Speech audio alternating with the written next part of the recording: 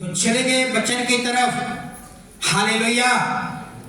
आज जो वचन परमेश्वर बताने जा रहा है हमारे द्वारा, हालेलुया, ये बाइबल में लिखा हुआ 3 चीज याद रखिए। दान, उपवास और प्रार्थना।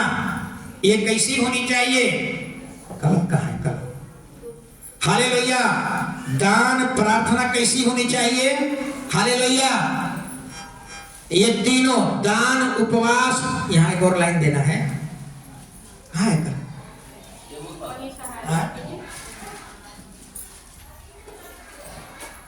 कहाँ? हालेलुया। दान, उपवास और प्रार्थना, ये तीनों गुप्त होनी चाहिए। हालेलुया। अब तक संसार के समान मत बनिए। हालेलुया। बाइबल कहती है कि अगर हम किसी को दान देते हैं, हालेलुया, चाहे मंदिर में देते हैं चाहे जग में देते हैं, थोड़ा साउंड कम कीजिए, जो भी हम दान देते हैं ये गुप्त होना चाहिए। अगर ये इसको ढिढोरा पीटेंगे, अगर हम दान देते हैं इसका ढिढोरा पीटेंगे, तुरही बजाएंगे, लोगों को बताएंगे, प्रभु कहता है कि स्वर्ग में तुम्हें कोई प्रतिफल नहीं मिलेगा। इसी कारण परमेश्वर ने फरीसियों को, शास्त्रियों को, सदुकियों को डांट लगाया। क्या कहा? ऐसे लोग जो दिखावे के लिए दान देते हैं, प्रभु ने उसको डांट फटकार लगाया। क्या कहा उनको कहा कपटी। कपटी का दूसरा शब्द होता है पाखंडी, अंधे अगुआ। सोचिए जिसको प्रभु कपटी कह दे, पाखंडी कह दे, सोचिए उनकी दशा क्या होगी।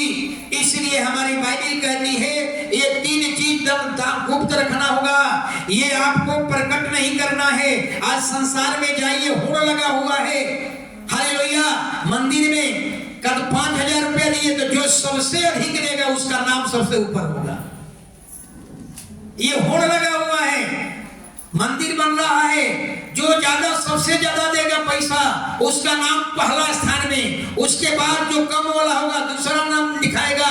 समझ में आ रहा है ये क्या हो रहा है? हालेलुया। परमेश्वर इसको पसंद नहीं करता। हालेलुया। जो आप दान दे रहे हैं इसकी प्रशंसा किससे पा रहे हो? परमेश्वर से पाना है कि संसार के लोगों से पाना है? परमेश्वर से पाना है। तो प्रभु कहता है हमको पसंद नहीं है। परमेश्वर को कभी पसंद नहीं है कि जो जितने धर्म का काम करो, हालेलुया, वो गुप्त होना चाहिए, वो दिखावटी नहीं होना चाहिए। अगर आप जो भी देते हैं, अगर उसका ढिढोरा पीटते हैं, हालेलुया, जो भी देते हैं अगर उसका हम तुरही बजाते हैं, सभी को कहते हैं हमने इतना दिया, हमने उतना दिया, हमने यहाँ दिया, पूरा सैलरी दिया, सोना दिया, चांदी दिया, इस बहुत कुछ दिया, इस तरह का अगर हम बात करते हैं तो आप सावधान हो जाइए। बाइबल कहती है आपको स्वर्ग में कोई प्रतिफल नहीं। हालेलुया। होड़ बचा हुआ संसार में। एक वचन पढ़िए, मत्ती सुसमाचार 6 अध्याय और 1 वचन। देखिए हमारा प्रभु क्या कह रहा है। सावधान रहो। सावधान। माइक नहीं दिए हैं?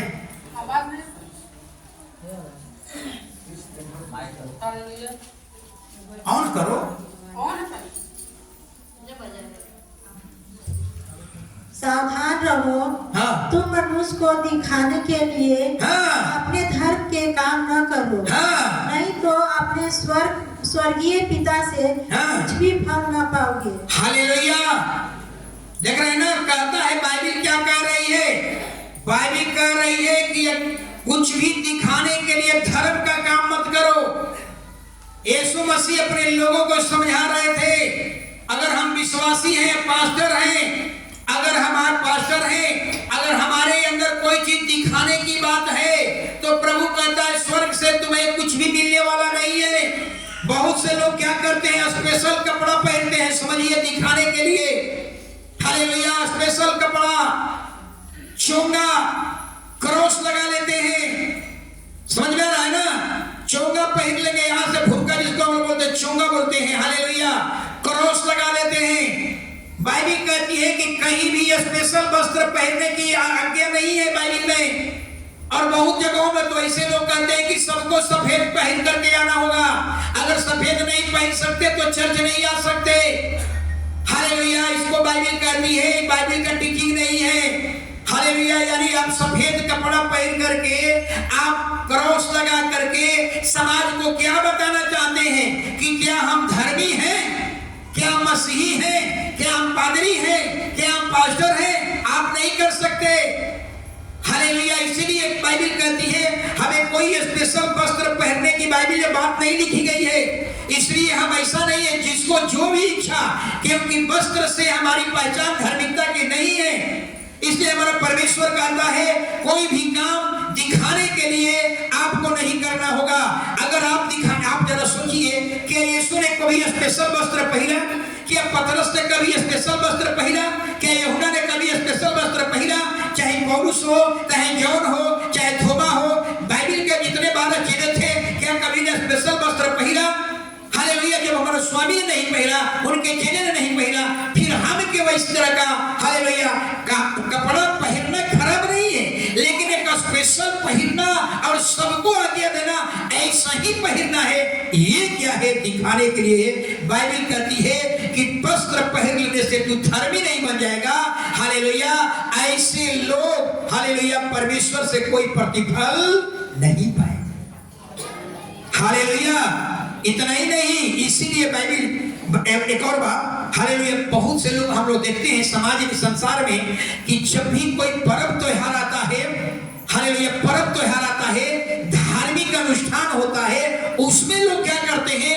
स्पेशल वस्त्र पहन लेते हैं। दशहरा में आप देखते हैं ना क्या बनते हैं लोग, वो पीला रंग के क्या पहनते हैं लोग, पंडित जी लोग धोती पीला रंग का। हालेलुया, और ईद में मुसलमान लोग क्या पढ़ते हैं? सफेद, सब सफेद। आप बताइए बाइबिल क्या कहती है? ये धार्मिक काम कर रहे हो, लेकिन क्या कर रहे हो? अपने वस्त्र से दिखा रहे हो। स्पेशल वस्त्र पहन करके, आप पीले रंग का कपड़ा पहन करके, धोती पहन करके, हालेलुया, समाज को क्या संदेश देना चाहते हो?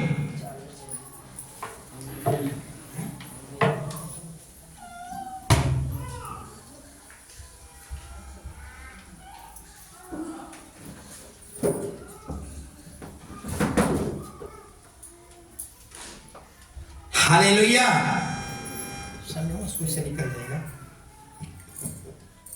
हालेलुया, हमारी बात समझ में आ रही है? हालेलुया, इसलिए बाइबिल कहती है सफेद कपड़ा पहन करके, हालेलुया, ईद में, चाहे दशहरा में या कोई धार्मिक अनुष्ठान होता है, लोग स्पेशल कपड़ा पहन लेते हैं। क्या दिखाते हैं समाज को? समाज को क्या संदेश देना चाहते हैं कि क्या ऐसा वस्त्र पहन लेने से परमेश्वर आपको धर्मी बना देगा? नहीं, याद रखिए, आप समाज को यही संदेश देना चाहते हैं कि हम धर्म का काम किए हैं। प्रभु कहता है ऐसे ही लोगों को प्रभु कहता है तू कपटी है, तू पाखंडी है, तू अंधा अगुआ है। हालेलुया, इसलिए कभी भी पर्व त्योहार में हालेलुया इस तरह का हमें पहनने की जरूरत नहीं है।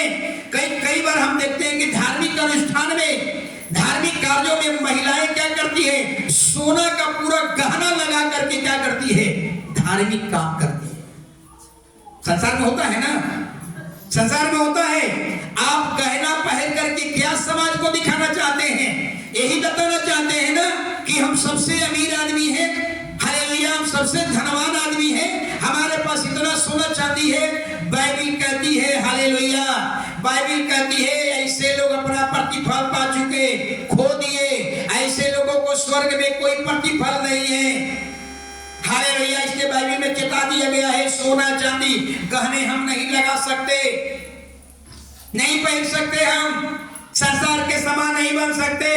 हालेलुया, इतना ही नहीं, कुछ लोग तो धार्मिक अनुष्ठान करेंगे तो माथा पर टीका लगा लेते हैं। और महिलाएं लोग क्या करती हैं? जब व्रत त्योहार करेगी ना तो यहां से लेकर के, सोचिए जरा, आप एक दिन उपवास करेंगे और पूरा मोहल्ला में घूम जाएंगे, यहां से लेकर यहां तक सिंदूर लगा करके टीका लगा लेंगे ताकि सारे लोग जान जाए कि फलानवा का परिवार जो है धर्म का काम किया है, व्रत किया है, धार्मिक अनुष्ठान किया है।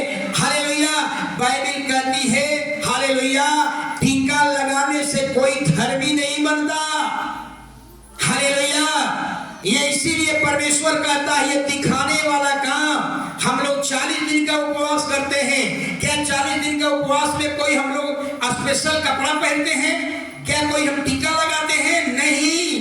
इसलिए बाइबल कहती है जो भी आप दिखाने के लिए करते हैं, परमेश्वर कहता है तू कपटी है, तू पाखंडी है, हाले तू अंधा अगुआ है।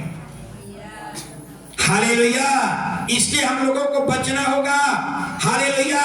इस तरह की बाइबल कहती है जितना हम धर्म का काम करें वो गुप्त होना चाहिए।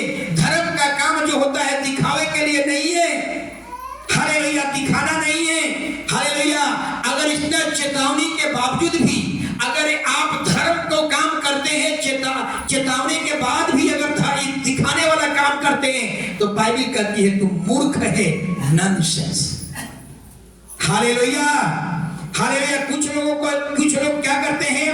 हालेलुया। देखेंगे सफेद कपड़ा, गेरुआ वस्त्र पहन लो, हालेलुया, माथा पर टीका लगा लो, कई तरह का हालेलुया वो चिन्ह लगा लेते हैं। कुछ लोग तो क्या करते हैं माथे पर ऐसे लोग कुछ लोग बांध लेते हैं। धार्मिक काम करेंगे तो ये सारी बातें दिखाती है। ये जितना तू धर्म का काम कर रहा है ये दिखावटी है। इससे परमेश्वर को लेना देना नहीं है। इससे तू धर्मी नहीं बनेगा। इसलिए सावधान हो जा। इसलिए बाइबल कहती है कितना, एक और वचन पढ़िए, ये सब व्यवस्था है। व्यवस्था से धर्मी हम नहीं बनेंगे। हाले पुराना नियम में व्यवस्था लिखा हुआ था। व्यवस्था में लिखा हुआ था सफेद कपड़ा ही पहनना है, चोंगा पहनना है, कोट होना चाहिए। ये पुराना नियम है। अब पुराना नियम है, हमें मानने की जरूरत नहीं है। हालेलुया। बाइबल एक वचन पढ़िए गलतियों 3:10। हालेलुया। व्यवस्था का हमें क्या करना होगा? व्यवस्था से हमें धर्मी नहीं कहलाएगी। अब हम व्यवस्था के अधीन नहीं, हम तो अनुग्रह के अधीन हो गए हैं। गलतियों 3:10 पढ़िए कोई। इसलिए हाँ, जितने लोग व्यवस्था के कामों पर भरोसा करते हैं, बतलाइए सब श्राप के अधीन होंगे।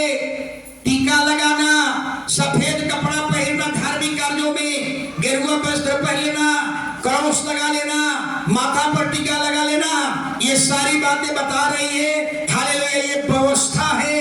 इस व्यवस्था से तुम धर्मी नहीं बनोगे।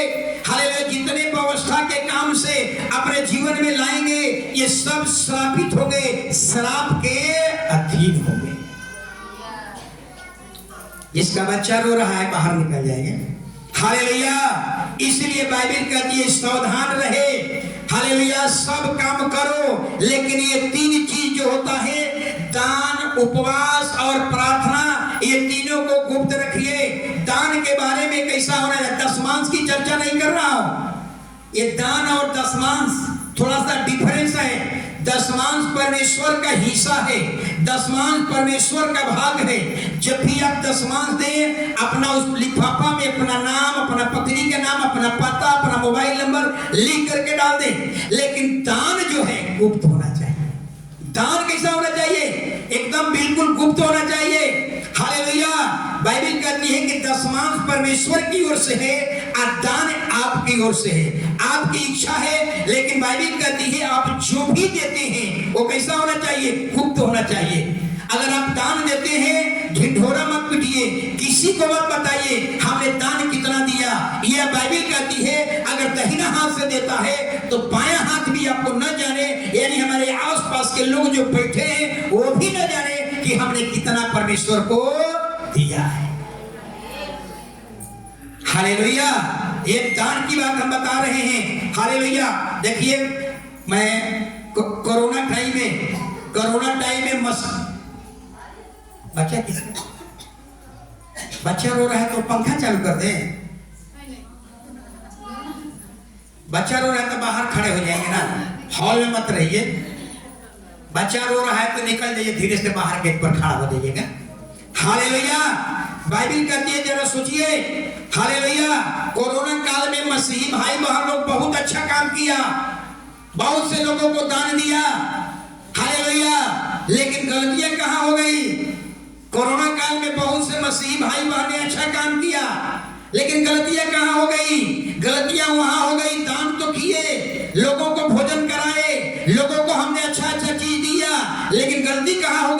उसका फोटो खींच लिए, अब सोशल मीडिया पर डाल दिए, फेसबुक पे डाल दिए, यूट्यूब में डाल दिए। ऐसा क्यों किए? ताकि मेरा नाम हो जाए, ये दिखाने के लिए आपने किया। प्रभु कहते हैं तू कपटी है, तू पाखंडी है, तू अंधा अगुआ है। हालेलुया। दान दो, लेकिन किसी से कहने की जरूरत नहीं है। सोशल मीडिया में फोटो डालने का मतलब क्या है? सोशल मीडिया में फोटो डालने का मतलब है दिखाना, लोग जाने कि हम अच्छे दानी हैं। हालेलुया। बाइबल कहती है परमेश्वर को पसंद नहीं है। हालेलुया। ये आप किसके लिए दे रहे हैं, कर रहे हैं? इससे परमेश्वर प्रसन्न नहीं हो रहा है। यीशु को क्या चाहिए? आप यीशु के लिए काम कर रहे हैं। यीशु कहते हैं हमको दिखावा नहीं चाहिए, हमको ढिढोरा पीटने वाला दान नहीं चाहिए। आप जो भी धर्म का काम करते हैं, दान देते हैं, वो गुप्त होना चाहिए। बाइबल कहती है अगर आप इस तरह का हालेलुया कोई भी मदद करो और उसको फेसबुक में, यूट्यूब में, सोशल मीडिया में अगर डाल देते हैं, इसका मतलब है हम ढिढोरा पीट रहे हैं। हम लोगों को बताना चाहते हैं हम दानी आदमी हैं, हम लोगों को दान देते हैं, हम अमीर आदमी हैं। यानी बाइबल कहती है हालेलुया ऐसे लोग कपटी है, पाखंडी है, अंधा अगुआ। एक और वचन पढ़ लीजिए। हालेलुया। इसलिए बार बार मैं आप लोगों को कहूंगा किसी को कुछ भी दीजिए एकदम गुप्त होना चाहिए। किसी मत्ती सुसमाचार 6 का 2 वचन पढ़िए। इसलिए जब तू दान करे तो अपने आगे तुड़ही न बजवा, जैसे कपटी स्वभाव गलियों में करते हैं, ताकि लोग उनकी बड़ाई करें। मैं तुमसे सच कहता हूँ कि वे अपना प्रतिफल पा चुके। बतलाइए। कहते हैं कि संसार के समान मत बनिए। जब भी तू दान करे, पता यीशु मसीह को कहने का मतलब सोचिए, यीशु शिक्षा दे रहे हैं लोगों को, अपने चेलों को। पतरस जब तू दान करे तो गुप्त होना चाहिए। यूहन्ना जब तू दान करे तो गुप्त होना चाहिए। हालेलुया। याकूब, पौलुस जब तू दान करे तो तेरा दान गुप्त होना चाहिए। संसार के समान हमें ढिढोरा पीटने वाला नहीं होना चाहिए। बहुत से लोग हालेलुया आज ऐसा हो गया है, बहुत से कलीसिया में हालेलुया वो लोग दान देते हैं, ढिढोरा पीटते हैं। हमने ये दिया, हमने वो दिया, अपना सैलरी दिया, हालेलुया सोना दिया, चांदी दिया, कुर्सी दिया, ये दिया, वो दिया, पंखा दिया। बाइबल कहती है वो अपना प्रतिफल। हालेलुया। आज से सावधान हो जाइए। जब भी किसी को आप दान देते हैं गुप्त होना चाहिए। आप किसी को बताइए मत। हालेलुया। संसार में देखिए, संसार में लोग गाय दान करते हैं, बाछी दान करते हैं ना, बाछी दान करते हैं ना। अब समझ रहे हैं ना, पूरा गांव जान जाता है। हमारे बड़ी मम्मी का क्या हुआ, पूरा कहीं भी, केवल एक गांव की बात नहीं है, कहीं भी बाछी आदमी दान करता है ना तो पूरा गांव के जवार के लोग जान जाते हैं कि फलाना व्यक्ति ने क्या किया है, गाय दान किया है, बाछी दान किया है। बाइबल कहती है वो प्रतिफल पा चुके। ये कपटी है, पखंडी है, कोई फल नहीं है। सोचिए, उनको लगता है अच्छा लगता है ऐसा करेंगे तो हालेलुया। लेकिन बाइबल कहती है हालेलुया आपके दान देने से हालेलुया किसको प्रशंसा प्रसन्न होना चाहिए? यीशु को या संसार को? जो आप दान दे रहे हैं, ढिढोरा पीट रहे हैं, इससे संसार खुश हो रहा है, यीशु खुश नहीं हो रहे। यीशु कहते हैं जो दान देता है, ढिढोरा पीटता है, तुरही बजाता है, वो कपटी है, पाखंडी है, अंधा अगुआ। तीसरा और चौथा वचन पढ़िए। परंतु जब तू दान करे तो जो तेरा दाहिना हाथ करता है उसे तेरा बायां हाथ न जाने बताइए, ताकि तेरा दान गुप्त रहे, तब तेरा पिता जो गुप्त में देखता है तुझे प्रतिफल देगा। हालेलुया। समझ में आ गया ना? दाहिना हाथ देता है तो बायां हाथ न जाने। इसका मतलब क्या? आपके बाएं दाएं जो बैठा हुआ व्यक्ति है वो भी आपके दान को न जाने। हमने क्या दिया है उसकी चर्चा मत करिए। आपने दान दिया तो उसको भूल जाइए। आपने जो दान दिया तो उसको भूल जाइए। प्रभु यीशु मसीह दान के प्रति इतने सख्त क्यों हैं? हालेलुया। इतने सख्त होने के कारण समझ में आ रहा है। जरा सुनिएगा, यीशु मसीह के समय फरीसी और शास्त्री यही काम करते थे। हालेलुया। फरीसी और शास्त्री उसको ऑफ कर लीजिए। हालेलुया। फरीसी और शास्त्री क्या करते थे? दान दे करके दान देते थे, ढिंढोरा पिटवाते थे। बाइबल में आप पढ़िएगा, डायरेक्ट नहीं मिलेगा। फरीसी और शास्त्री लोग क्या करते थे? सुनिएगा जरा, ये अनाउंसमेंट होता था, 1000 कौन दिया? फलाना आदमी माइक से 1000 हमने दिया। दूसरा का अगर कहेगा हम 1200 रुपया, माइक से अनाउंसमेंट हो रहा है दान में। तीसरा का अगर कहेगा हम 1500, चौथा अगर कहेगा हम 1600, पांचवा कहेगा हम 2000। इस तरह का, इसलिए प्रभु यीशु मसीह क्या हो गए? दान पर क्या हो गए? सख्त हुए। हालेलुया। इसलिए प्रभु ने कहा, हालेलुया, ऐसे लोग कपटी हैं, पाखंडी हैं, ऐसे लोग स्वर्ग के कोई प्रतिफल नहीं पाएंगे। हालेलुया। इसलिए आज मसीही जीवन में भी ये आ गया है समस्या। आज बहुत से कलीसिया में भी ऐसी स्थितियां हो गई है। लोग अनाउंसमेंट करते हैं, आप कितना दान देंगे? हम ये देंगे, हम पंखा देंगे, हम कुर्सी देंगे, हम टेबल देंगे, हम ये देंगे, हम वो देंगे। आप समझ लीजिए ये ढिंढोरा पिटा रहा है। बाइबल कहती है कि बाएं दाएं कोई न जाने, यहाँ तो सब लोग जाने लगा कि कौन क्या दे रहा है। जो भी इतना ही नहीं, हालेलुया, आप किसी को पैसा देते हैं, एक गरीब को पैसा देते हैं, आप एक कंगाल को पैसा देते हैं, भूल जाइए। लेकिन एक महत्वपूर्ण बात आपको बताना चाह रहा हूं, जरा ध्यान से सुनिएगा। एक सवाल आप ही लोगों से पूछ रहा हूं, अगर किसी परिवार को, किसी गरीब परिवार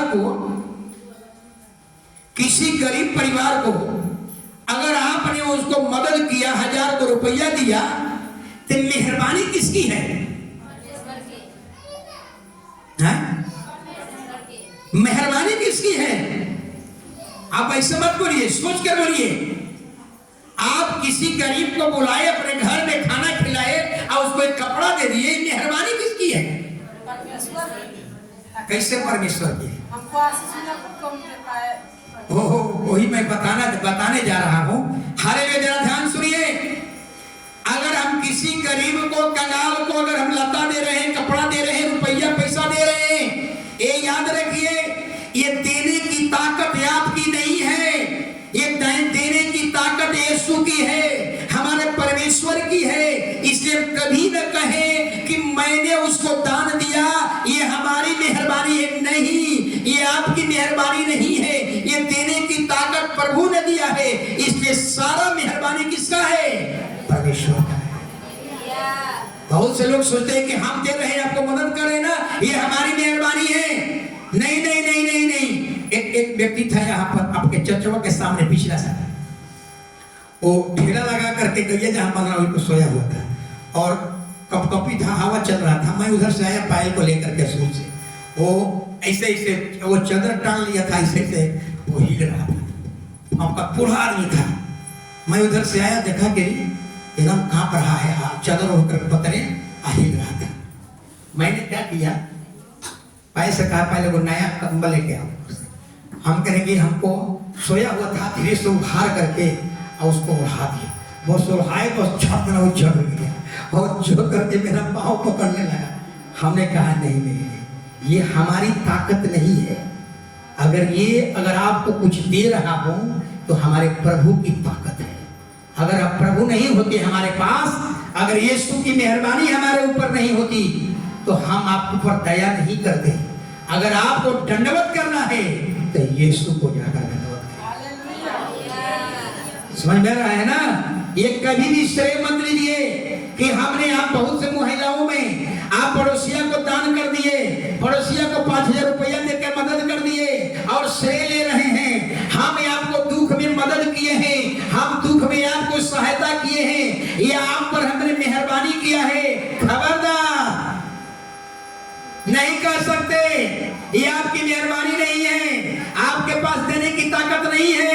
आपके अंदर देने की ताकत कौन दिया? परमेश्वर ने दिया। हालेलुया। इसके पहले आप नहीं दे रहे थे, इसलिए सारा श्रेय आपका नहीं है। देने की ताकत परमेश्वर ने दिया है, इसलिए ये श्रेय किसका है? परमेश्वर का। इसलिए कभी श्रेय मत लीजिए कि हमने आपको मदद किया है, हमने आपको सहायता किया। खबरदार, आप नहीं बोल सकते ऐसा। अगर ऐसा बोलते हैं हालेलुया, तो परमेश्वर के दृष्टि में आप धर्मी नहीं। हालेलुया, क्योंकि देने की ताकत आपके अंदर नहीं है। देने की यह ताकत परमेश्वर दिया है, इसलिए परमेश्वर की मेहरबानी है, आपकी मेहरबानी नहीं है। हालेलुया। कई बार हम लोग यही गलतियां करते हैं। हालेलुया, इसलिए बाइबल कहती है जब भी दान करो भूल जाओ, हमेशा के लिए भूल जाओ, स्मरण मत करो। स्मरण करेंगे तो बार बार याद आएगा, हम आपको दिए थे, हमको भी क्या करो दो। हम आपको मदद किए थे, हमको भी दो। हालेलुया, याद रखिए, जो भी किसी को मदद करते हैं हालेलुया, इसको भूल जाना है। यीशु कहते हैं धन्य है वे जो दूसरे पर दया करते हैं, जो दूसरे को मदद करते हैं, दूसरे को सहयोग करते हैं, धन्य है वे। हालेलुया। इसलिए जब भी आप किसी को दान देते हैं, ढिंढोरा पीटना बंद कीजिए। किसी गरीब को खाना खिलाते हैं, ढिंढोरा पीटना बंद कीजिए। या कहीं भी कुछ भी आप दान देते हैं, बाइबल कहती है दायां हाथ से देते हैं, बायां हाथ ना जाने, आपके अगल बगल वाला ना जाने, इसको भूल जाइए। कभी स्मरण मत रखिए हमने क्या दिया है, किसी को बताने की जरूरत नहीं है। अगर आपने बता दिया तो बाइबल कहती है कोई प्रतिफल। इसका मतलब समझ में आ रहा है ना, दान की बात बता रहा हूं। दान एकदम गुप्त। और याद रखिए, हर परिवार को चाहिए, हर परिवार को चाहिए, हर परिवार को चाहिए कि क्रिसमस के टाइम में कुछ कपड़ा रखिए, नया कपड़ा लेकर के आइए। और बताने की जरूरत नहीं है, कोई कलीसिया में जरूरतमंद है, उसको घर पर जा करके उसको क्या करना है, पहुंचा दे दीजिए। बताने की जरूरत नहीं है, फोटो खींचने की जरूरत नहीं है। हम तो बताता हूं, इसलिए आपको बताता हूं, आपको उत्साहित करता हूं, आप भी ऐसा करिए, क्योंकि मैं हमेशा ये काम करता हूं। लेकिन किसको देता हूं ये बताने की जरूरत नहीं। दो ही आदमी जानते हैं, अवधेश जी जानते हैं, हम जानते हैं। अवधेश जी का काम होता है उनको भेजना, हमारा काम होता है देना। हालेलुया। ऐसा ही सुनिए जरा, हालेलुया, ऐसा ही जैसे दान गुप्त है, वैसा ही प्रार्थना भी गुप्त होनी चाहिए। सोचिए जरा, बहुत से बार में क्या करते हैं, अपने घर में जोर जोर से प्रार्थना करते हैं, जोर जोर से गीत गाते हैं। बगल वाला कहता है कि देखिए ना हमको डिस्टर्ब हो रहा है। बाइबल कहती है बकबक करने की जरूरत नहीं है। जैसे दान गुप्त है, वैसा ही हालेलुया प्रार्थना भी गुप्त होनी चाहिए। प्रार्थना परमेश्वर से बात करने का एक तरीका है। प्रार्थना के द्वारा परमेश्वर हमसे बात करता है। जो विश्वासी प्रार्थना नहीं करता वो विश्वासी नहीं है। जो सेवक प्रार्थना नहीं करता वो सेवक नहीं है। हालेलुया। इसलिए हालेलुया प्रार्थना सभी जितने हमारे भाई बहन मसीही भाई बहन हैं, सबको प्रार्थना करना सीखना होगा। अगर आप प्रार्थना नहीं कर सकते, आप मसीही नहीं हो सकते, आप हाले विश्वासी नहीं हो सकते। हालेलुया। यानी प्रार्थना के द्वारा परमेश्वर आपसे बात करता है। कई बार हम देखते हैं प्रार्थना जिसको नहीं आता है वो क्या करते हैं, दूसरे से प्रार्थना करवाते हैं। पास्टर हमारे लिए प्रार्थना कीजिए, हमारे परिवार के लिए प्रार्थना कीजिए। मैं बात बताना चाहता हूँ आप लोगों को, हालेलुया, कब तक आप दूसरों से प्रार्थना करवाते रहेंगे? कब तक? आपके पास व्यक्तिगत प्रार्थना होना चाहिए। व्यक्तिगत प्रार्थना का मतलब क्या है? परमेश्वर और आपके बीच में एक संबंध होना चाहिए। अगर आपको फिजिकली परेशानी है, शारीरिक परेशानी है, याद रखिए दूसरे के पीछे दौड़ने की जरूरत नहीं है, चमत्कार के पीछे चलने की जरूरत नहीं है। हालेलुया। चाहे मेंटली परेशानी हो, चाहे कर्ज महाजन में आप डूबे हुए हो, याद रखिए हालेलुया, ऐसे अवस्था में आप दूसरे से नहीं खुद प्रार्थना करने वाले बने। वही व्यक्ति जिसका प्रार्थना का जीवन अच्छा नहीं है, जिसका परमेश्वर के साथ अच्छा संबंध नहीं है, वही लोग क्या करते हैं कि हमारे लिए प्रार्थना कीजिए, हमारे उनके लिए प्रार्थना कीजिए। जिस व्यक्ति का प्रार्थना का जीवन है वो दूसरों से नहीं, वो स्वयं क्या करेगा, प्रार्थना करने वाला बन जाएगा। बहुत से लोग ऐसे कहते हैं कि हमको अमेरिका वाला पास्टर से प्रार्थना करवाना है। बहुत से लोग कहते हैं कि हमें तो बजिंदर पास्टर से क्या करना है, प्रार्थना करना है।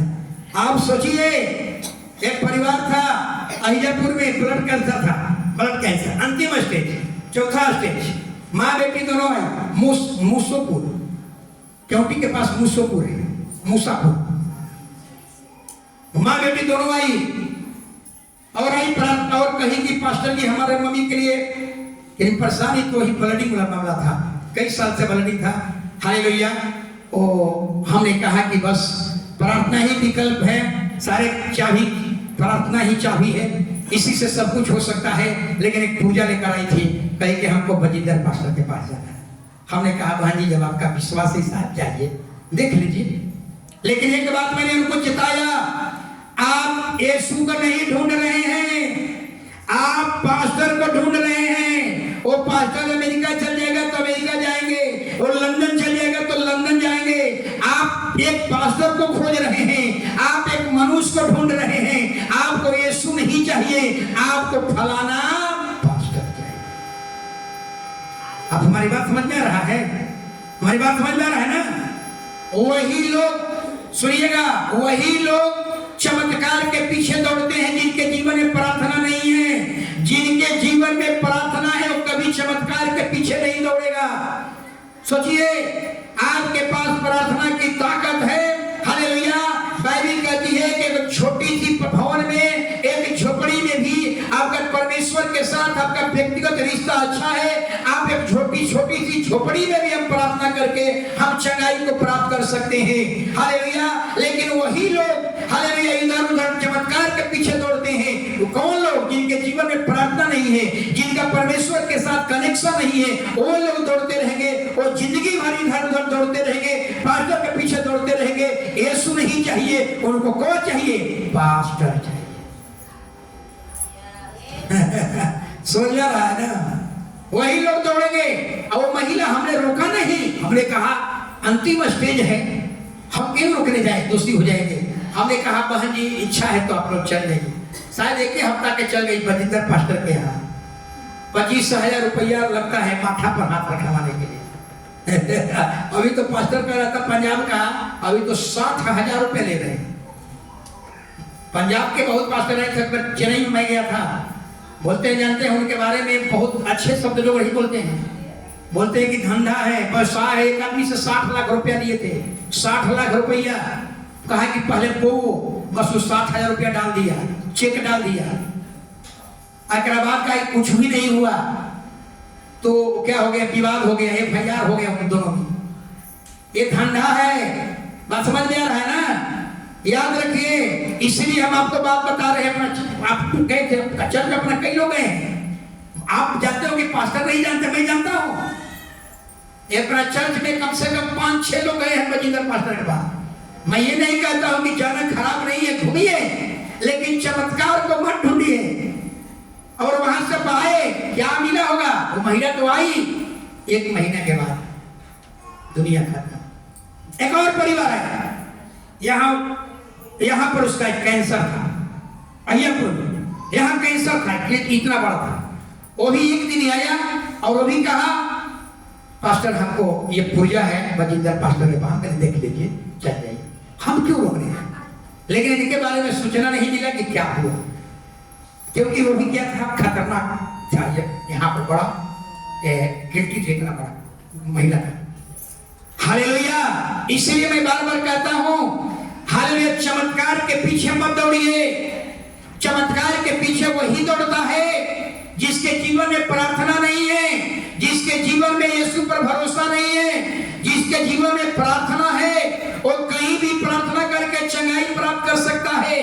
हालेलुया। इसीलिए बाइबल कहती है, पहले मेरे राज और धर्म की खोज करो, सब कुछ मिलेगा, चंगाई मिलेगा। लेकिन हम उसके राज की खोज नहीं करेंगे, हम उसके धर्म की खोज नहीं करेंगे। हालेलुया। केवल हम उसके पीछे दौड़ते रहेंगे, किसी पादरी के पीछे दौड़ते रहेंगे, नहीं। प्रभु कहता है, क्या मेरी झलक तेरे अंदर है? एक वचन पढ़िए, मत्ती 6:5। जब तू प्रार्थना करे, हाँ, तो कपटियों के समान न हो, कपटियों, हाँ, लोगों को दिखाने के लिए आराधनालयों में और सड़कों के मोड़ों पर खड़े होकर प्रार्थना करना उनको अच्छा लगता है। मैं तुमसे सच कहता हूँ कि वे अपना प्रतिफल पा चुके। परंतु जब तू प्रार्थना करे तो अपनी कोठरी में जा और द्वार बंद करके अपने पिता से जो गुप्त में है प्रार्थना कर, तब तेरा पिता जो गुप्त में देखता है तुझे प्रतिफल देगा। हालेलुया। बाइबल क्या कह रही है? कपटी के समान बकबक करने वाला प्रार्थना नहीं। यीशु मसीह के समय में क्या था? फरीसी और शास्त्री चौराहे पर खड़ा होकर के प्रार्थना करते थे, चिल्ला चिल्ला करके प्रार्थना करते थे।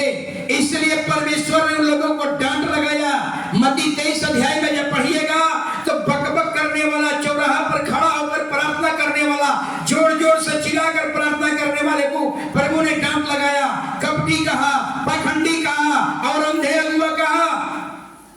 सोचिए, हालेलुया। आप एक और बात समझिएगा, यीशु मसीह के समय में इजराइल में फरीसी और शास्त्री क्या करते थे? जरा सुनिएगा। बड़ी सभा है तो लंबा समय तक प्रार्थना करना, हालेलुया, चिल्ला चिल्ला कर प्रार्थना करना। आज छोटी सभा है तो शॉर्टकट में प्रार्थना करके वापस आ जाना। अब समझ में आ रहा है ये क्या कर रहे हैं? बड़ी सभा में जोर जोर से लंबा प्रार्थना करते हैं। इसलिए करते हैं हालेलुया के लोग जाने ये हालेलुया एक अच्छा आदमी का अगुआ है, धार्मिक अगुआ है। आप पर लोग विश्वास करेंगे। फरीसी और शास्त्री बड़े बड़े सभा में जाते थे, लंबा लंबा चिल्ला चिल्ला करके प्रार्थना करते थे और उन लोग वहां के लोग विश्वास करते थे।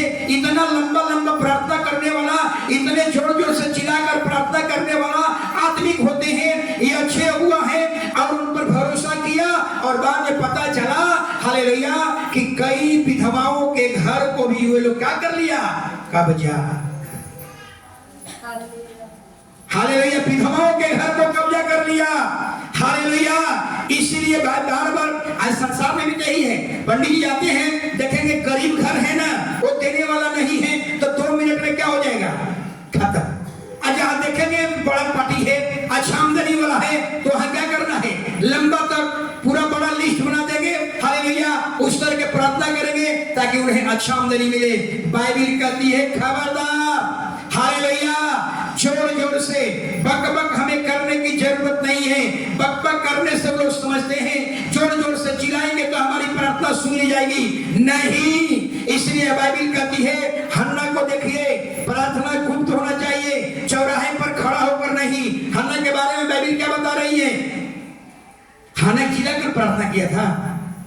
हन्ना की सौतीन पनीना ने उसको चिढ़ाई, तू मां कभी नहीं बनेगी। हन्ना बांझ थी, मां कभी नहीं बनेगी। लेकिन हन्ना ने क्या किया? हन्ना ने तुरंत पड़ोसिया के घर में नहीं गया।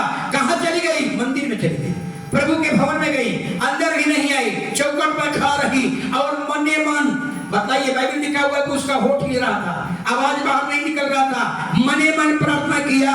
प्रभु से क्या कहती होगी? यही कहती होगी, प्रभु एक बेटा दे दे, एक बेटा दे दे, जो बेटा देगा हमेशा के लिए तेरे भवन में रख दूंगी। लेकिन एक बेटा दे दे ताकि मेरे ऊपर जो बांझ का जो हमारे ऊपर हालेलुया नाम धराई हुआ है ये दूर हो जाए। हालेलुया, मौन प्रार्थना किया, मौन प्रार्थना किया, मुंह से खोला तक नहीं, खोला भी नहीं, मने मन प्रार्थना किया। एक बेटा मांगी और परमेश्वर से कितना मिला? 5 संतान मिले। हालेलुया, मौन प्रार्थना। कई बार आप लोग क्या करते हैं? कई लोग क्या करते हैं? कई बार हम लोग सुनते हैं किसी के लोगों से कि लोग इतना जोर जोर से प्रार्थना करता है कि हम लोगों को नींद नहीं लगता है। हालेलुया, ये वचन पढ़िए 6 का 6। सुनिए कैसा प्रार्थना करना है। जब तू प्रार्थना करे तो अपनी कोठरी में जा, कोठरी में जा, द्वार बंद करके अपने पिता से जो गुप्त में है प्रार्थना कर। तब तेरा पिता जो गुप्त में देखता है तुझे प्रतिफल देगा। हालेलुया, ये याद रखिए। हालेलुया, जब भी आप प्रार्थना करने बैठिए, हालेलुया, अपने टोला मोहल्ला के बीच में खड़ा होकर प्रार्थना करने की जरूरत नहीं है। अपने आसपास के, अपने घर में, अपने गोतनी को, अपने पड़ोसिया को, अपने ननद को दिखाने के, सास को दिखाने की जरूरत नहीं है। हालेलुया, जब भी आप प्रार्थना करना होगा, बच्चा सो जाए, आराम से केवाड़ी कोठरी बंद कर लो, दरवाजा बंद कर लो, खिड़की बंद कर लो। इसके बाद घुटना में बैठिए, आंसू बहा बहा कर प्रार्थना कीजिए। ये मौन प्रार्थना है। हालेलुया, प्रभु कहता है हालेलुया, जैसे दान गुप्त है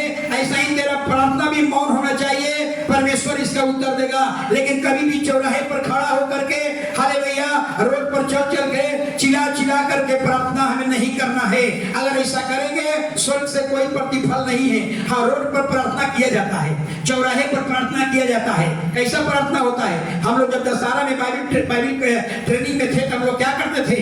हर एक दशहरा में हम लोगों को मिलता था कि संजय जी आपका जिम्मेवारी रह गई यहाँ पर मौन प्रार्थना, आप वॉकिंग करते हुए प्रार्थना करिए, घूमते हुए प्रार्थना कीजिए। हालेलुया, मौन प्रार्थना, चिल्लाकर प्रार्थना नहीं करना है। हर एक पास्टर को मिल जाता था, आप इस एरिया में, आप उस एरिया में मौन प्रार्थना करिए, परमेश्वर इसका उत्तर देता है।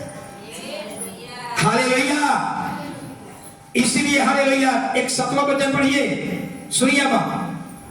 प्रार्थना करते समय अन्य जातियों के समान बकबक मत करो, क्योंकि वे समझते हैं कि उनके बहुत बोलने से उनकी सुनी जाएगी। इसलिए तुम उनके समान न बनो, क्योंकि तुम्हारा पिता तुम्हारे मांगने से पहले ही जानता है कि तुम्हारी क्या क्या आवश्यकता है। हालेलुया। आजकल तो लोग प्रार्थना, बहुत से लोग नए नए जगहों में जाते हैं तो पास्टर लोग क्या करते हैं जानते हैं ना? किराना के दुकान पर जाते हैं ना, इतना बड़ा लिस्ट रख लेते हैं, नमक, प्याज, आलू, भिंडी सब चीज लेकर के रख करके क्या करते हैं? प्रार्थना करते हैं कि प्रभु हमको ये चाहिए, टीवी चाहिए, गाड़ी चाहिए, ये चाहिए, वो चाहिए।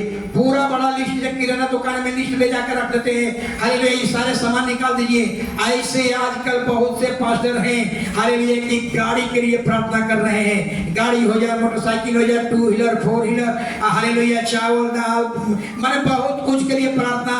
हालेलुया, सोचिए, हालेलुया। लेकिन बाइबिल कहती है हालेलुया, पहले मेरे राज और धर्म की खोज कर सब कुछ तुम्हें मिलेगा। परमेश्वर के टीचिंग पर चल, सब कुछ तुझे मिलेगा। हालेलुया। लेकिन आजकल क्या है? परमेश्वर का झलक आपके अंदर नहीं है, लेकिन हम बड़े लिस्ट बना करके हम प्रार्थना कर रहे हैं। बाइबिल कहती है हमें बकबक करने की जरूरत नहीं है। हालेलुया, पहले उसके टीचिंग पर चल। यीशु ने क्या कहा? पहले मेरे राज्य और धर्म की खोज कर, हालेलुया, सब कुछ मिलेगा, बिना मांगे मिलेगा। वो बाप है, हम बेटा है। अगर जिस दिन बाप की झलक बेटा के अंदर हो जाए, हालेलुया, यानी बाप की सोच बेटा की सोच हो जाए, बाप का मन बेटा का मन हो जाए, बाप का जो इच्छा है वही बेटा का इच्छा हो जाए, हाय बाप का जो चरित्र है वो आपका चरित्र हो जाए, जो बाप का मन है वो आपका मन हो जाए, बाप की जो सोच है आपकी सोच हो जाए। बाइबिल कहती है आपको बिना प्रार्थना किए सब कुछ। Hallelujah, hallelujah. अपने बारे में सोचिए, हालेलुया, कि क्या खुदा की एक भी झलक हमारे अंदर है? खुदा की टीचिंग हमारे अंदर है? खुदा का मन हमारे अंदर है? खुदा का चरित्र हमारे अंदर है? सोचिए, अगर खुदा का एक भी हालेलुया झलक, हालेलुया, बाइबिल कहती है हालेलुया, संगति का असर पड़ता है। हम आज इतने साल से संगति कर रहे हैं, अपने बारे में सोचिए, क्या परमेश्वर की झलक आपके अंदर है? मूसा मात्र 40 दिन संगति किया। मूसा कितना दिन संगति किया? 40 दिन। और 40 दिन के अंदर मूसा के अंदर खुदा की झलक दिखने लगी। आप सोचिए, हम यहाँ 15 साल से हैं, अपने बारे में सोचिए कि खुदा की एक भी झलक हमारे अंदर है, एक भी चरित्र हमारे अंदर है। हालेलुया, कहता है कि झूठ मत बोलो, क्या हम 14-15 साल में हम इसमें तरक्की कर पाए हैं? बाइबिल कहती है रोज प्रार्थना करो, क्या हम उसमें तरक्की कर पाए हैं? हालेलुया, बाइबिल कहती है चोरी बेईमानी मत करो, क्या हम इसमें निपुण हो पाए हैं? हालेलुया, याद रखिए, जिस दिन हालेलुया, जिस दिन हालेलुया, हालेलुया, आपको प्रार्थना करने की भी जरूरत नहीं पड़ेगी। कब? जब आपके अंदर पिता की झलक दिखने लगेगी। यीशु की झलक जब आपके अंदर होगा, यीशु का मन आपके अंदर हो जाए, यीशु के टीचिंग आपके अंदर हो जाए, आपको मांगने की जरूरत नहीं पड़ेगी, अपने आप सब कुछ आना शुरू हो जाएगा। एक वचन है, हालेलुया, जरा सुनिएगा, प्रार्थना के बारे में थोड़ा 2 चीज बाइबिल में है। मत्ती 6 का में पढ़ते हैं ना, हे हमारे स्वर्गीय पिता, तू जो स्वर्ग में है, तेरा नाम पवित्र माना जाए। एक और, ये यीशु की इच्छा से प्रार्थना नहीं है, जरा ध्यान दीजिएगा, ये यीशु की इच्छा से प्रार्थना नहीं है। हे हमारे स्वर्गीय पिता, तू जो स्वर्ग में है, तेरा नाम पवित्र माना जाए, तेरा राज है, तेरी इच्छा जिससे स्वर्ग में पूरी होती है पृथ्वी पर पूरी हो। दिन भर की रोटी हमें आज दे, जैसे अपने अपराधियों को क्षमा किया, तू भी अपराध को क्षमा कर। परीक्षा में न ला, बुराई से बचाओ, क्योंकि राज और पराक्रम और महिमा सदा तेरी ही है, आमीन। ये यीशु की इच्छा से प्रार्थना नहीं है, याद रखिए, हालेलुया। ये यीशु की अपनी इच्छा से प्रेयर नहीं है। यीशु के चेला, जब लूका सुसमाचार पढ़िएगा, यीशु के चेला हालेलुया यीशु के पास गए और कहा कि हे प्रभु, यूहन्ना तो अपने चेला को प्रार्थना करना सिखाया है, हमको भी प्रार्थना करना सिखाओ। समझ में आना, चेला का मांगा हुआ प्रार्थना है। चेला ने मांगा है कि प्रभु हमको भी प्रार्थना करना सिखाओ। यूहन्ना ने अपने चेला को प्रार्थना सिखाया, तुम भी हमको सिखाओ। तो ये मांगी हुई प्रार्थना है, यीशु की अपनी इच्छा से प्रार्थना नहीं है। यीशु की अपनी इच्छा से प्रार्थना कहाँ है? तो लूका 11:1 पढ़िए, सॉरी लूका 10:2 पढ़िए। यीशु की अपनी प्रार्थना ये है, वो तो मांगा हुआ प्रार्थना है। हालेलुया, चेला लोगों ने मांगा और तब प्रभु ने सिखाया, लेकिन यीशु की अपनी मन से प्रार्थना कौन है? अब पढ़िए लूका 10:2। उसने उससे कहा, पके खेत बहुत है, परंतु मजदूर थोड़े हैं, इसलिए खेत के स्वामी से विनती करो कि वह अपने खेत काटने को मजदूर भेज दे। हालेलुया, ये है यीशु की अपनी प्रार्थना। पके हुए खेत बहुत है, समझ में आ रहा है ना? अगर पके हुए खेत बहुत है, फसल पर अगर समय पर कटनी काट लिया जाए तो फसल बचाया जा सकता है।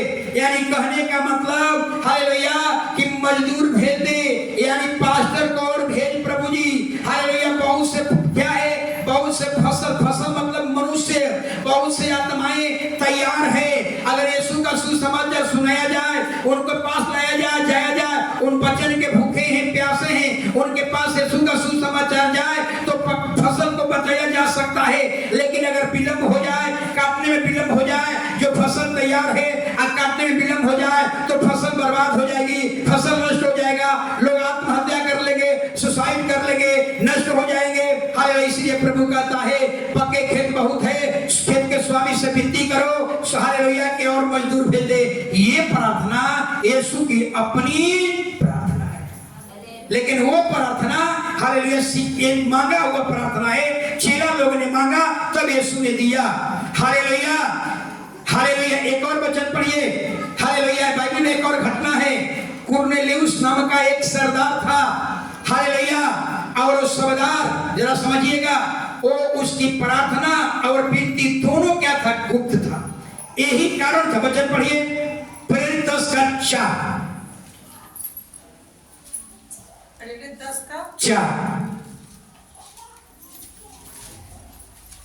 हालेलुया। उसने उसे ध्यान से देखा और डरकर कहा, हे प्रभु क्या है? क्या है? उसने उससे कहा, तेरी प्रार्थनाएं और तेरे दान आसमान के लिए परमेश्वर के सामने पहुंचे हैं।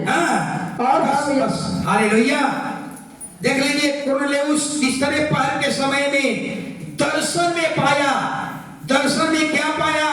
एक स्वर्गदूत आया और उसको स्मरण दिला रहा है, कहता है कि सुन, तेरी प्रार्थना और तेरा दान दोनों परमेश्वर को स्मरण हुए हैं। ये बताने के लिए तेरी दान और तेरी प्रार्थना दोनों परमेश्वर तक पहुंच गया है। एक सवाल उठता है कि कुरनेलियुस का प्रार्थना और दान परमेश्वर के पास क्यों पहुंचा? इसलिए पहुंचा कि कुरनेलियुस का दान और प्रार्थना दोनों गुप्त था। हालेलुया। अगर हम दान देते हैं, हम प्रार्थना करते हैं, अगर ढिढोरा पीटते हैं, आपकी प्रार्थना आपका दान परमेश्वर के पास नहीं पहुंचेगा। लेकिन कुरनेलियुस का दान और प्रार्थना दोनों गुप्त था। यही कारण था कि परमेश्वर का स्वर्गदूत आया, ये बताने के लिए आया कि तेरा दान और प्रार्थना परमेश्वर के पास पहुंच चुका है। हालेलुया, ये सूचना देने के लिए आया। क्यों पहुंच चुका है? क्योंकि दोनों तेरा गुप्त था। इसलिए बाइबल कहती है कि दान, उपवास और प्रार्थना ये तीनों गुप्त रखना चाहिए। ये हमें किसी को बताने की जरूरत नहीं है। तीसरा, हालेलुया, तीसरा उपवास के बारे में जरा समझ लीजिएगा। उपवास, हालेलुया, कई बार संसार में हम देखते हैं, हालेलुया, लोग एक दिन छुट्टियां करेगा, संसार में 1-2 दिन तीज करेगा, हालेलुया, सब लोग जान जाएगा। और वो भी नहीं तो संसार में कैसे करते हैं, उपवास करेंगे, हालेलुया, व्रत करेंगे, और तकरीबन 4 बजे लेकर के पूरा मोहल्ला में घूम जाएंगे, सारे लोग जान जाएगा कि आप उपवास किए हैं। कौन चीज पर है आज? कौन मैं चर्च बन रहा था और तत्वन फ्री में मिलता था, तो खाना खा कर आते थे, तत्वन को लेकर के दिन भर कई 12 में निकल कर ऐसे मनते थे। तो कोई लोग आता था, कहा कि ये सराज कौन पर्व है? कहे कि हमको मालूम नहीं। तो अभी मुंह धो रहे, हमने फ्री में तत्वन मिल रहे इसके धो रहे। हालेलुया, समझ में रहा है? हालेलुया, आप तत्वन लेकर के पूरा पंचमहाला में घूम जाइए ना, कितने आदमी कहेगा कौन पर्व है? दिन में, सुबह में नहीं, 4 बजे 5 बजे, हालेलुया, सारा लोग जान जाएगा। इसलिए बाइबल कहती है, कलीसिया में भी बहुत से लोग, हमारा 20 दिन का उपवास चल रहा है, हमारा 40 दिन का उपवास चल रहा है, हम ढिढोरा पीटते हैं। बाइबल कहती है दान, प्रार्थना, उपवास तीनों गुप्त होना चाहिए, किसी को बताने की जरूरत, ये तीनों गुप्त होना चाहिए। हालेलुया, इतना ही नहीं, एक वचन पढ़िए, इसलिए प्रभु ने कहा, एक वचन पढ़िए, मत्ती 6:16, जब तुम उपवास करो तो कपटियों के समान तुम्हारे मुंह पर उदासी न छाई रहे, क्योंकि वे अपना मुंह बनाए रहते हैं ताकि लोग उन्हें उपवासी जाने। मैं तुमसे सच कहता हूँ कि वे अपना प्रतिफल पा चुके। बस हालेलुया, बात समझ में आ रही है? प्रभु कहता है कि जब भी आप उपवास करिए, हालेलुया, आपके चेहरे पर स्माइल होना चाहिए, आपका चेहरा फ्रेश होना चाहिए, आपका चेहरे पर मुस्कान होनी चाहिए। कोई ये न जाने कि आप अभी नहीं उपवास किए हुए हैं, आप मुंह लटका लिए हैं, ऐसा मुंह लटका कर चल रहे हैं। क्या हुआ है? उपवास किए। क्या हुआ है? उपवास। पूरा मोहल्ला जान जाएगा। समझ रहा है? हालेलुया, इसलिए बाइबल कहती है, हालेलुया, वो प्रतिफल पा चुके, उपवास करिए, लेकिन आपके चेहरा पर उपवास की झलक नहीं दिखाई पड़े। आप उपवास करिए, आपके उपवास में आइडेंटिफाई नहीं होनी चाहिए, आपके चेहरे में आइडेंटिफाई नहीं होनी चाहिए कि हम उपवास किए हैं। हालेलुया, फरीसी और शास्त्री के समान नहीं, वो लोग उपवास करेंगे, हालेलुया, बाइबल पढ़िएगा, वो लोग उपवास करते थे तो बाल को क्या करते थे, वो बिखर देते थे, और चेहरा को खराब कर लेते थे, और लोग ढूंढते क्या हुआ उपवास किए, क्या हुआ उपवास किए। ऐसा इसीलिए प्रभु यीशु मसीह ने उन लोगों को डांट लगाया और एक नई आज्ञा दिया। क्या आज्ञा दिया? 17 वचन पढ़ लीजिए। एक आज्ञा दिया यीशु मसीह ने, उसी का, जब तू उपवास करे तो अपने सिर पर तेल मल और मुंह धो, ताकि लोग नहीं परंतु तेरा पिता जो गुप्त में है तुझे उपवासी जाने। इस दशा में तेरा पिता जो गुप्त में देखता है तुझे प्रतिफल देगा। अब जरा सोचिए, यीशु क्या कर रहे हैं? उपवास कर तो तेल रख ले माथा पर, तेल रखिए, लेकिन आपका चेहरा उदास नहीं होनी चाहिए। अगर माथा पर तेल रख लीजिएगा तो चेहरा कैसा लगेगा? उदास लगेगा। लेकिन यीशु जो वचन दिया, फरीसियों का दिया, शास्त्रियों से कहा, क्यों कहा तेल रख? क्योंकि लोग बाल को बिखर लेते थे, चेहरा को रुखरापन बना लेते थे, इसलिए प्रभु का था माथा पर तेल रख और मुंह को धोकर साफ कर ले। हालेलुया, अगर आज भी आप माथा पर तेल रख सकते हैं, लेकिन आपके चेहरे में दिखाई नहीं पड़नी चाहिए उदासी। अगर आप उपवास किए हुए हैं, हालेलुया, और आपका चेहरा उदास है, बाइबल कहती है, हालेलुया, कोई प्रतिफल नहीं मिलेगा। आप उपवास करो, 40 दिन का उपवास करो, आपका चेहरा एकदम खुश रहे, लगे ही नहीं कि आप उपवास में हैं। ये है उपवास। आपको कोई नहीं कहे कि आप उपवास किए हुए हैं। हालेलुया, ये नहीं कि उपवास किए हुए हैं और एकदम मुंह मुरझाया हुआ है। हालेलुया, पूरा मोहल्ला में कोई पूछ रहा है कहाँ ऐसा चेहरा हुआ है? उपवास। कहाँ है? उपवास। पूरा मोहल्ला जान जाएगा। बाइबल कहती है तूने ढिढोरा पीट दिया। ऐसे लोगों का उपवास का कोई प्रतिफल नहीं है। हालेलुया, इसलिए बाइबल कहती है जब भी उपवास करो आपका चेहरा उदास नहीं होनी चाहिए। एक चीज और बात उपवास के बारे में, एक चीज नकल नहीं करना है। बाइबल में सब नकल करो, लेकिन एक चीज का नकल मत करना। कौन सी का नकल नहीं करना है? यीशु के 40 दिन का उपवास का नकल नहीं करना है। अगर आप 40 दिन के उपवास को देख करके यीशु 40 दिन उपवास किया, हम भी उपवास कर ले, 40 दिन अन्न पानी नहीं खाएंगे, अगर कुछ भी हो जाए, इसका जिम्मेवार कौन होगा? यीशु नहीं होंगे, स्वयं आप होंगे। इसका हमें नकल नहीं करना है। प्रभु 40 दिन उपवास रखे, एलिया 40 दिन उपवास रखा, हम भी उपवास रखे नहीं। यीशु को परमेश्वर ने कहा था, सॉरी हालेलुया, मूसा भी 40 दिन उपवास रखा। हालेलुया, यीशु उपवास करिए, 40 दिन का उपवास करिए, परमेश्वर से आज्ञा मांगिए। अगर परमेश्वर कहता है कि हाँ तू उपवास कर, हम तुम्हें ताकत दूंगा, तब उपवास करिए। लेकिन अगर प्रभु से कोई तरह का ताकत न मिले, प्रभु से कोई दर्शन न मिले, प्रभु से कोई आज्ञा न मिले कि उपवास कर, अगर 40 दिन का उपवास कर लिए और पता चला कि हॉस्पिटल में चल गए, इसका जिम्मेवार कौन है? आप स्वयं हैं। इसीलिए कहा कि सब चीज का नकल करो, लेकिन उपवास का नकल करना है 40 दिन का, तो इसके लिए प्रभु से पूछिए, प्रभु हम उपवास करना चाहते हैं, क्या आप हमें सामर्थ्य देंगे? अगर उस सामर्थ का आप कुछ भी आवाज नहीं आती है, कुछ भी उनकी ओर से हाँ नहीं आती है, अगर आप उपवास कर लिए, करिश्मा उपवास की थी, क्या हो गया? बेहोश हो गई थी। हमको टेरेसा सीटर बताई कि जाती है सर, संडे स्कूल में करिश्मा एकदम आधा रह गया है जीवन। हमने गया तो देखा कि एकदम, हमने कहा उसका बीपी न पता चला कि 50 और 80। बोले कि जिंदा कैसे तू है? समझ में आ रहा है? 50-80 आदमी जिंदा रहेगा, धड़ाक धड़ाक फेंका जाएगा। तब उसको हमने चिताया, हालेलुया, आज के बाद खा करके आओ, अगर कुछ हो जाएगा तो कसवत दोष लगेगा, पास्टर उपवास करवाएंगे। उस दिन मम्मी भी अनिता बहन में नहीं सुनेगी हमारी बात, वो कहे कि पास्टर आपके कारण हुआ है, आप उपवास रखवाइए, सब दोष हमारे ऊपर लग जाएगा। हालेलुया, इसलिए जब भी सब नकल करो, लेकिन 40 दिन का उपवास की बात आती है, प्रभु से मांगिए, प्रभु हम उपवास करना चाहते हैं, हम क्या करें? अगर प्रभु आपको उपवास करने की अनुमति देता है तो करिए, अगर अनुमति नहीं देता है तो मत कीजिए, खा करके आइए, लेकिन प्रार्थना कीजिए। हालेलुया, एक लास्ट वचन, हालेलुया, इसलिए उपवास जब भी करिए, जब भी उपवास करिए, एकदम चेहरा आपका स्माइल होना चाहिए, चेहरा फ्रेश होना चाहिए, कोई आपको पहचान नहीं पाए आप उपवास किए, चेहरा हंसमुख होना चाहिए। ये उपवास का फल है। एक वचन पढ़ लीजिए, यशायाह 58 अध्याय 6 और 7,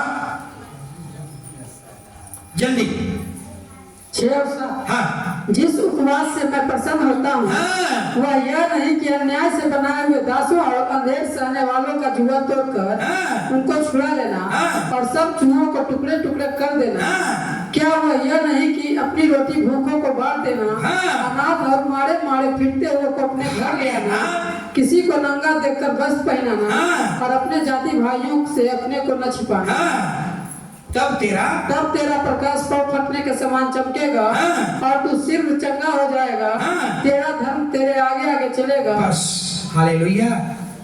हम उपवास करते हैं और दरवाजा पर कोई भिखारी आ गया, हमको कुछ दे दीजिए, हालेलुया, उसको डांट कर खदेड़ देते हैं। बाइबल कहती है कोई प्रतिफल नहीं। जब भी आप उपवास करते हो, हालेलुया, तो भूखों की रोटी उसे जरूर खिला दो। नंगा हुआ नंगा है, हाय उनके बच्चे को कपड़ा दे दो। हालेलुया, अगर ऐसा करेगा तो तेरा धर्म चमकेगा, तू सूरज के समान चमकेगा। हालेलुया, इसलिए उपवास प्रार्थना का मतलब क्या होता है? एक और बात, उसमें एक और बात लिखा हुआ है, जब आगे पढ़िएगा। प्रार्थना उपवास का मतलब होता है अपने को दीन बना लो। दीन का मतलब, दीन को कैसे समझेंगे? घमंड नहीं, यीशु इतना दीन नहीं, दयालु नहीं। दीन का मतलब यीशु गदहा पर बैठ सकता है, उसमें कोई घमंड। दीन का मतलब अपने आप को इतना छोटा बना लो, उसमें कोई घमंड नहीं है। हमको गदहा पर बैठा दो, गदहे पर बैठने के लिए तैयार है, लेकिन आज के आदमी को गदहा पर बैठ जाओ, नहीं बैठेंगे। क्यों नहीं बैठेंगे? उसके अंदर घमंड है। और जब व्यक्ति दीन बनेगा तो कहेगा साइकिलों पर बैठ जाएगा, गधों पर बैठ जाएगा, हालेलुया, बैलों पर बैठ कर सवारी कर लेगा। लेकिन जब घमंड रहेगा, जब कोई पद रहेगा तो उसको रोकेगा। यीशु में कोई घमंड नहीं था, वो स्वर्ग से आया था, उसके अंदर कोई घमंड नहीं। दिखा दिया। आज संसार में कोई लोग अगर एक पद प्राप्त कर कर लेते हैं, वो गधा पर नहीं बैठ सकते, उनका पद रोकेगा, उनका जाति रोकेगा, उनका धर्म रोकेगा, उनका समुदाय रोकेगा। लेकिन यीशु स्वर्ग से आया, फिर भी अपने आप को कोई हालेलुया घमंड में नहीं रखा, न उसको पद रोक पाया, न कोई घमंड रोक पाया। वो स्वर्गीय पिता का बेटा था, वो भी नहीं रोक पाया। गधा पर बैठना था, गधा पर बैठ कर दिखा दिया। हालेलुया, इसी को कहते हैं दीन। जब आप दीन बनेंगे तो आपके अंदर घमंड नहीं होगा। उपवास करने का मतलब होता है दीन, एकदम दीन बन जाइए। आपको कोई दो शब्द बोल दे कोई बात नहीं है, आपको कोई गाली दे दे कोई बात नहीं है, आपके अंदर रिएक्शन नहीं होगा, उसको हम बोलते हैं दीन। हालेलुया, सब लोग खड़े हो जाएंगे। ये सोलियो तेरो